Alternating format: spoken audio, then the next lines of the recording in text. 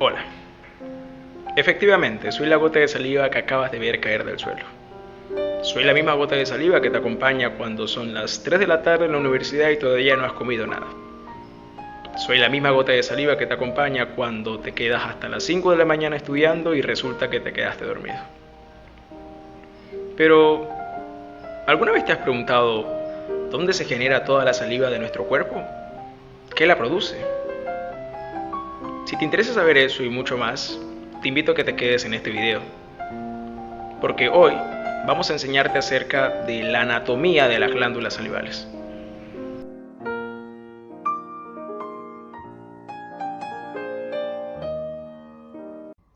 Las glándulas salivales se encuentran divididas por dos grandes grupos, las glándulas salivales menores y las mayores.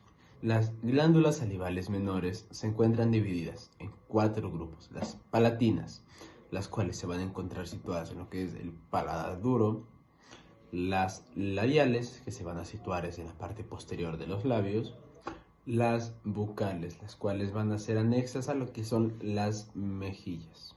Dentro de las glándulas bucales va a haber otro grupo que se separa de los demás. ¿Por qué? Pues se encuentran cerca de la desembocadura del conducto parotidio y van a tomar el nombre de glándulas molares.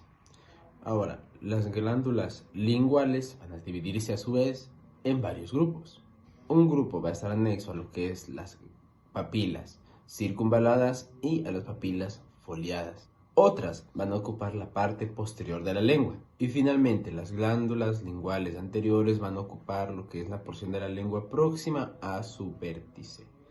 Ahora, vamos a ver las glándulas salivales mayores, que es lo que vamos a describir a detalle la anatomía. Primero, tenemos a la glándula parótida, la más voluminosa de todas. Esta glándula parótida va a pesar aproximadamente en promedio lo que es unos 25 gramos, que es bastante para ser una simple glándula. La glándula parótida va a tener una superficie considerada como lobulada. Va a tener un color como grisáceo amarillento y va a encontrarse cubriendo e insertándose sobre lo que es la fosa parotídea. Esto se va a encontrar inferior al conducto auditivo externo, posterior a la rama mandibular, anterior a lo que es el músculo esternocleidomastoideo y superior a lo que es el vientre posterior del músculo digástrico. Esta glándula parótida tiene una forma irregular prismática. ¿Qué significa esto? Una cara lateral, la cual es la que podemos observar hacia afuera y se puede ver en la mayoría de las imágenes, como esta, una cara anterior y una cara posterior. Asimismo, un extremo o base superior tanto como inferior. Asimismo, va a tener bordes, un borde anterior, un borde posterior y un borde medial. Para entender mejor la forma de la glándula parótida, vamos a observar esta imagen y nos vamos a fijar bien. Vamos a observar lo que es anterior, lo que es posterior, lo que es medial y lo que es lateral o interno y externo, ¿no? Que son como sinónimos. Entonces, vamos a observarnos la cara externa, que es la más fácil de reconocer. Vamos a observar también las estructuras, que son la rama mandibular y la apófisis mastoides, para ubicarnos de una mejor manera en esta imagen. Ahora, en esta imagen, ¿qué podemos observar? Podemos observar la forma de la glándula parótida. Es un poco abstracta, tienen que observarla bien. Para eso les voy a dejar las siguientes guías. Ya con estas guías podemos entender mejor la forma de la glándula parótida. También podemos observar que tiene esta forma como queriendo abrazar lo que sería la rama mandibular. Entonces vamos a tener, una vez comprendido bien la ubicación de la glándula parótida, vamos a observar las siguientes relaciones. La cara lateral de la glándula parótida va a ser plana o ligeramente convexa. Esta va a dar hacia la superficie, hacia el exterior. Va a estar recubierto por la fascia cervical. Y también va a tener cierta relación con el músculo cutáneo del cuello o platisma. Las relaciones de la cara anterior podemos observar que tiene una estrecha relación con su forma como de un canal anterior, ¿no? podemos observar cómo la rama de la mandíbula pasa por este canal, supuesto canal. Entonces, de anterior a posterior, tenemos que las relaciones son, primero con el músculo masentérico y con su fascia, más a posterior con la rama mandibular, más a posterior con el músculo pterigoideo medial y también con la parte posterior de la fascia interpterigoidea. La cara posterior va a relacionarse de lateral a medial con los siguientes 4 músculos. Primero, el esternocleidomastoideo. Segundo, con el músculo digástrico. Tercero, con el estiloioideo. Y por último, con el músculo estilogloso. El extremo superior de esta glándula parótida va a tener 2 relaciones. Una anterior con la ATM o articulación temporomandibular y con el conducto auditivo externo más posterior. El extremo inferior de la glándula parótida va a reposar en cambio en un tabique fibroso. Este tabique fibroso va a ser conocido como intersubmandíbulo parotidio. El borde anterior de la glándula parótida va a discurrir por sobre la cara lateral del músculo massetero. En este borde anterior, el conducto excretor de esta glándula parótida va a emerger. De una forma frecuente, a lo largo de este conducto parotidio se va a emerger una prolongación. La glándula parotidia va a prolongarse. Muy a menudo esta prolongación se separa. ¿Y cómo se va a llamar? Esta prolongación masentérica va a pasar a tomar el nombre de glándula parótida accesoria. El borde posterior, en cambio, va a tener relación con el borde anterior del músculo esternocleidomastoideo. Y por último, el borde medial sigue el ligamento estilomandibular. Ahora, vamos a ver lo que es las relaciones de la celda parotidia o la glándula parotidia como tal. A la glándula parótida lo va a atravesar el nervio facial, el séptimo par craneal. Dentro de la glándula parótida como tal, este séptimo par craneal va a tener una división que es conocida como pata de ganso. ¿Por qué? Porque se divide en muchas ramas, da muchas ramificaciones. ¿Por qué es importante tenerlo en cuenta? Pues porque el nervio facial va a entrar por la parte posterior de la glándula parótida, desembocando en la cara anterior, o sea, va a atravesarlo totalmente, con todas sus ramificaciones. Entonces, si se va a realizar algún procedimiento quirúrgico, si se va a retirar la glándula parótida, tenemos que tener en cuenta esto. También tiene relación con lo que es el nervio auriculotemporal, como podemos observar en la imagen donde también vemos la relación de este. Ahora, continuamos con las relaciones de la glándula parótida. Vamos a hablar ahora de la relación que tiene esta con las arterias. Primero, la arteria carótida externa, la cual va a discurrir sobre la glándula parótida. En el extremo superior de la glándula parótida vamos a tener la división de las ramas terminales de la carótida externa, las cuales son la temporal superficial y la maxilar. También vamos a observar que en el espesor de la glándula parótida también se origina una rama colateral de la temporal superficial, la cual es la transversa de la cara. Ahora, hablando de venas, ¿qué vamos a encontrarnos? Que se dice mucho que la vena yugular externa es formada dentro de lo que es la parótida también. En la imagen podemos observar la división por fuera de la glándula parótida. Sin embargo, se coincide por muchos autores que esta está formándose dentro de la glándula parótida. Entonces, decimos que la vena retromandibular y la auricular posterior también se encuentran dentro de las relaciones de la glándula parótida. Ahora, subiendo también tenemos, como sabemos, si tenemos una arteria temporal superficial, tenemos también la vena temporal superficial y la vena maxilar, acompañando a las ramas terminales de lo que es la carótida externa. Para acabar con las relaciones de la glándula parótida, vamos a observar o a estudiar también las relaciones del conducto de Stennon o conducto parotidio, el cual va a llevar únicamente la saliva generada por la glándula parótida. Este conducto va a discurrir lateral o externo al músculo massetero y va a perforar el músculo buccinador. Este conducto carotidio va a desembocar a nivel del segundo molar y lo podemos observar claramente en la siguiente imagen, formando lo que es conocido como la carúncula o la papila parotidia. En la imagen lo podemos observar claramente que desemboca a nivel, como lo mencioné, del segundo molar. Por último, vamos a terminar hablando de lo que es la inervación y la irrigación de la glándula parótida. Comencemos con las arterias, con la irrigación. Primero, la glándula parótida obtiene sus arterias de las ramas parótidas de la arteria carótida externa y la auricular posterior. El drenaje venoso va a ser en la vena yugular externa y la retromandibular. En cambio, el drenaje linfático se va a dar en los ganglios linfáticos parotídeos. Para terminar, hablaremos de la inervación parasimpática, que es sencilla. Sigue un trayecto que lo vamos a iniciar en la médula oblonga. Entonces, tenemos que el trayecto de la inervación parasimpática de la glándula parótida comienza en la médula oblonga, en el núcleo salivatorio inferior.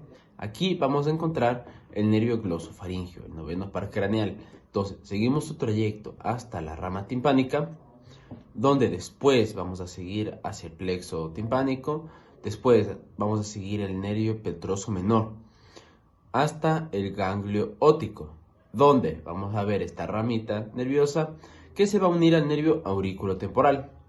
Una vez unido con el nervio aurículo-temporal, pues ya se va a dirigir hacia la glándula parótida para darle su inervación parasimpática. Bueno, una vez vista la glándula parótida, la cual es considerada la más grande, la más voluminosa y también, pues, en relación a esto, la más compleja, nos quedan dos glándulas más por ver: la submandibular o submaxilar y la sublingual. Hay que recordar que la saliva es formada por fluidos o productos de secreción que son tanto serosos como mucosos. La glándula parótida vemos y se dice que va a secretar más que nada producto de tipo seroso.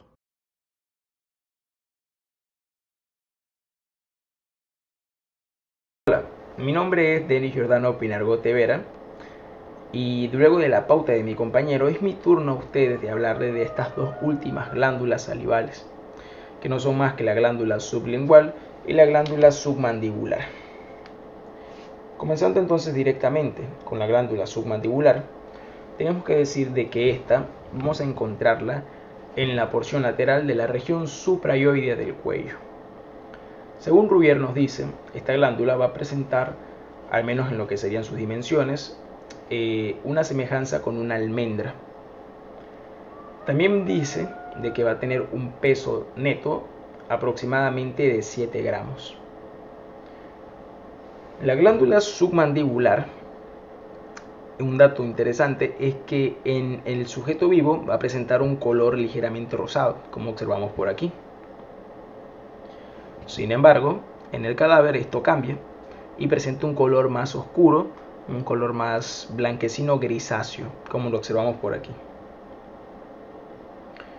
Muy bien, ahora, hablando de la glándula submandibular más donde la podemos encontrar, esta se encuentra en una excavación o en una depresión osteomúsculo-facial denominada la celda submandibular, que está en relación también con el triángulo submandibular. También tenemos que decir de esta glándula submandibular de que una de sus principales características, que no tenemos que olvidarnos nunca, es que esta glándula va a tener una secreción mixta. Va a tener secreción tanto de tipo mucosa como de tipo serosa. Muy interesante, la verdad. Y bien, ahora, para nosotros entender mejor la anatomía de esta glándula submandibular y sus relaciones, tenemos que explicarla por partes, comenzando primero con sus 3 caras, con sus 3 bordes y con sus 2 extremos. Comenzando entonces primero con sus caras, tenemos la cara superolateral, que va a estar en relación con la fosita submandibular, que presenta la cara posterior de la mandíbula. También va a presentar una relación con el borde medial y la cara medial del músculo pterigoideo medial. Ahora, su cara inferolateral va a estar en relación con lo que sería el músculo platisma mioides, y también va a estar en relación, como ya podemos intuir si estamos con el platismo mioides, que es subcutáneo, con la piel. Ahora tenemos su última cara, que es la cara profunda, la cual va a tener relaciones con algunos músculos. Entre esos tenemos el músculo miloioideo, tenemos ambos músculos digástricos y el músculo hiogloso también, si no me equivoco. Bien, después tenemos que hablar acerca de sus bordes. Tenemos un borde lateral, un borde superior y un borde inferior. El borde lateral vamos a encontrarlo que simplemente va a rodear el borde inferior de la mandíbula. Después tenemos un borde superior, el cual presenta dos relaciones importantes, tanto anterior como posteriormente. Anteriormente, ¿con qué se va a relacionar? Anteriormente se lo relaciona con la inserción mandibular del músculo miloioideo, ya que como sabemos el miloioideo se va a insertar en la línea miloioide de la mandíbula. Después también va a tener una relación posterior con lo que sería una mucosa del surco alveolo-lingual primero. Y bien, después tendríamos su último borde, que sería su borde inferior, que este normalmente está dado, frecuentemente por el hueso hioides. Nada más. Por último, tenemos que hablar acerca de sus extremos. Y como hemos estado observando en los gráficos, pues este va a estar limitado en su extremo anterior con lo que sería el vientre anterior se encuentra situado posterior al vientre anterior del músculo digástrico, ya que como sabemos el digástrico presenta dos vientres, uno anterior y uno posterior. Por último tenemos su extremo posterior, que este se va a relacionar con un tabique muy importante, que es el tabique intermandíbulo parotidio. Y bien, por último tenemos que también nombrar de que estas glándulas, como van a ser glándulas secretoras de saliva, necesitan tener un conducto por donde tengan que secretar o transportar esta saliva misma, ¿no? Entonces, el conducto de esta glándula, válgase la redundancia, va a llamarse conducto submandibular. Este conducto submandibular, como lo vamos observando, va a tener una longitud aproximadamente de 4 a 5 centímetros. Es bastante largo, la verdad. Va a avanzar medial al músculo miloioideo, también medial a la glándula lingual, si la observamos ahí, y también va a avanzar hasta el extremo inferior del frenillo de la lengua. Como les nombré antes, si nosotros hicimos hincapié a un conducto por donde se tenga que transportar, necesitamos también tener como un agujero de desembocadura, y es eso lo que nosotros llamamos como la papila submandibular o submaxilar, que no es más que el conducto de desembocadura donde pues va a desembocar, válgase la redundancia, el conducto submandibular que transporta en este caso pues de las glándulas salivales, la saliva. Entonces, por último tenemos que hablar de la inervación y la irrigación de esta glándula.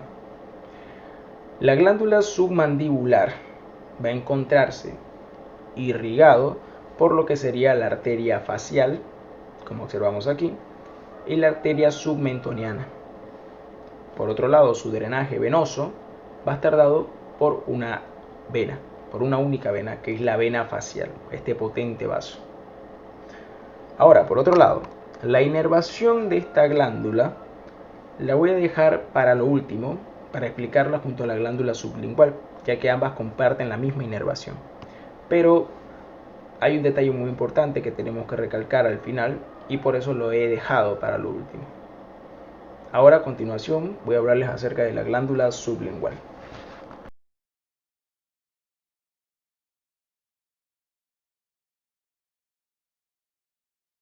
Bien, nos faltaría hablar simplemente ahora de lo que sería la glándula sublingual. La glándula sublingual, como ya sabemos, vamos a encontrarla en lo que sería el suelo de la boca. Va a tener un peso neto aproximadamente de 3 gramos, lo cual es bastante ligero si hacemos una comparación con la glándula submandibular.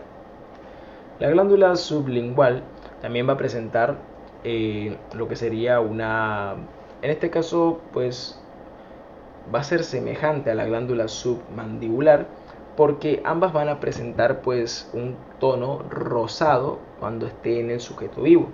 Sin embargo, cuando ya hablamos de un cadáver, pues van a presentar también ambas este color característico blanquecino grisáceo.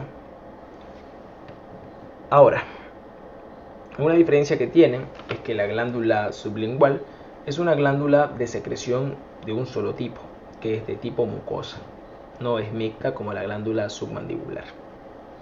Ahora, la glándula sublingual, para estudiarla y para entenderla mejor, como todas las glándulas, tenemos que repartirlas en orden.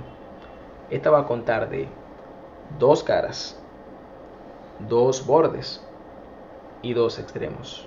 2, 2, 2. Comenzando con sus caras, tenemos primero una cara medial y una cara lateral. Hablemos primero de la cara lateral. La cara lateral va a estar en relación con la fosita sublingual que está presente en la cara posterior o en la cara interna del cuerpo de la mandíbula. Después tenemos que va a estar en relación con el músculo miloioideo, ya que el músculo miloioideo va a ser prácticamente el músculo que me conforme mayoritariamente lo que sería el suelo muscular de la boca. Ojo, suelo muscular de la boca. Mucho ojo con ese dato. Ahora, también tenemos una cara, en este caso medial, que va a tener varias relaciones con algunos elementos importantes. Como observamos, en este caso tenemos el músculo genioigloso, tenemos el longitudinal longitudinal inferior de la lengua, tenemos también en este caso el nervio lingual y tenemos algo muy interesante que es en este caso el conducto submandibular. Como les nombré, este conducto iba a estar adosado, iba a estar paralelo a esta cara medial de la glándula sublingual. Y es bastante notorio, la verdad, de identificar, porque la verdad que sí es bastante grande. Después tenemos que hablar acerca de sus bordes. Tenemos primero un borde superior, también tenemos un borde inferior, pero primero hablemos del borde superior. El borde superior va a estar en relación simplemente con la mucosa del surco alveolo-lingual, nada más. Después tenemos el borde inferior, que el borde inferior iba a estar acompañando a lo que sería el músculo genioioideo, como lo podemos observar aquí. Ahora, sus extremos. Presenta un extremo anterior y un extremo posterior.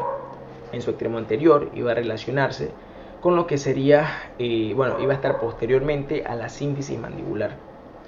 La sínfisis mandibular, para que, si recordamos un poco acerca de la anatomía del hueso de la mandíbula, no es más que un vestigio que presenta la mandíbula, dado que embriológicamente este está dividido en 2 piezas anatómicas que terminan uniéndose por el crecimiento y el desarrollo del mismo individuo. Y me terminan formando una sola pieza ósea y me queda pues este vestigio que es la sínfisis mandibular. Ahora, volviendo a materia y al tema, en este caso pues tenemos que hablar ahora de su extremo posterior, el cual pues va a ser simplemente la glándula submandibular. Y esto es pues bastante lógico, ya que la vamos a encontrar posterior. La glándula sublingual va a ser más anterior que la glándula submandibular. Entonces, otro también dato muy importante que tengo que recalcar es que todas las glándulas de las que hemos estado hablando son glándulas que son pares. Quiere decir que tenemos una izquierda y una derecha. ¿Por qué hago énfasis en esto en esta parte del video? Porque la glándula sublingual izquierda de la glándula sublingual derecha van a estar separadas por un músculo. Y este va a ser el músculo geniogloso. Un dato interesante solamente. Ahora hablemos más de lo que serían los conductos excretores. Pero ¿cómo que conductos excretores? Sí, y aquí estamos hablando de varios conductos. Con eso simplemente ya nos daremos cuenta de que esta glándula también es diferente en esto a la glándula parótida y a la glándula submandibular, ya que tiene alrededor de 15 a 30 conductos excretores. Y si tiene de 15 a 30 conductos excretores, por ende tiene que también tener de 15 a 30 orificios donde tenga que desembocar estos conductos excretores, ¿no? Por ende también cuenta, como les digo, de 15 a 30 de lo que nosotros conocemos como papilas, en este caso sublinguales, papilas sublinguales. Pues bien, estas papilas sublinguales van a estar todas emergiendo a nivel de lo que sería el pliegue alveolo lingual. Y bien, ahora hablemos de la inervación y la irrigación de estas glándulas, porque recordemos que la inervación es compartida. Pero primero hablemos de la irrigación, que esta sí es única de la glándula sublingual. La glándula sublingual va a estar irrigado por la arteria sublingual del mismo nombre, que va a ser rama de la arteria lingual, que es una rama de la arteria carótida externa. El drenaje venoso va a estar dado por las venas linguales profundas y por la vena satélite del nervio hipogloso, que no es nada más que pues la vena sublingual del mismo nombre. Ahora, con el tema de la inervación, como les dije anteriormente, si recuerdan, esta pues tiene como una, digamos que algo importante que recalcar para que se entienda mejor, ¿no? En pocas palabras yo te puedo decir de que ambas glándulas están inervadas por el nervio lingual y listo. Pero estos no están así del todo, ya que el nervio lingual no es el que va a tener como digamos que el núcleo de las fibras de origen que van a terminar pues en este caso inervándome estas dos glándulas. ¿A qué me refiero con esto? De que las fibras excretoras, en este caso, van a provenir de lo que sería el nervio facial. El nervio facial va a dar una rama que es el nervio cuerda del tímpano, que va a transmitir en este caso sus fibras secretoras, y van a terminar uniéndose a lo que sería el nervio lingual, que es una rama del trigémino, del quinto par craneal. Se termina uniendo al nervio lingual, como estamos observando por aquí, y bueno, ¿qué sucede en esta parte? Pues sucede que las fibras nerviosas realizan sinapsis en los pequeños ganglios que estas tienen, que son el ganglio submandibular y el ganglio sublingual. Entonces, una vez comienzan a realizar esa sinapsis, van a comenzar a desprender ramas que son las que finalmente me van a terminar inervando a estas glándulas salivales ya mencionadas, que son la sublingual y la submandibular. Entonces, en pocas palabras, ¿cómo puedo yo decir la inervación de estas glándulas? Simple. La inervación de la glándula sublingual y la submaxilar es dada por la sinapsis que realizan el nervio cuerda del tímpano y el nervio lingual. Nada más. Y bien, eso ha sido todo de mi parte. Les agradezco mucho la atención. Espero que haya sido de su agrado el video y que sobre todo la hayan entendido y que les haya entretenido quizás un poco. Hasta aquí conmigo, les agradezco mucho. Que tengan un buen día, una buena tarde o una buena noche. Muchas gracias. Ha sido un gusto para nosotros el presentarles el tema de las glándulas salivales. Espero que les haya servido. Mi nombre es Luis Chango y junto con mi compañero Denis Pinargote somos estudiantes de la ULEAM en la Facultad de Medicina. La información fue sacada de la anatomía de Rubier. Los gráficos fueron sacados en su mayoría del Atlas de Netter. Y esto ha sido todo. Muchas gracias por su atención.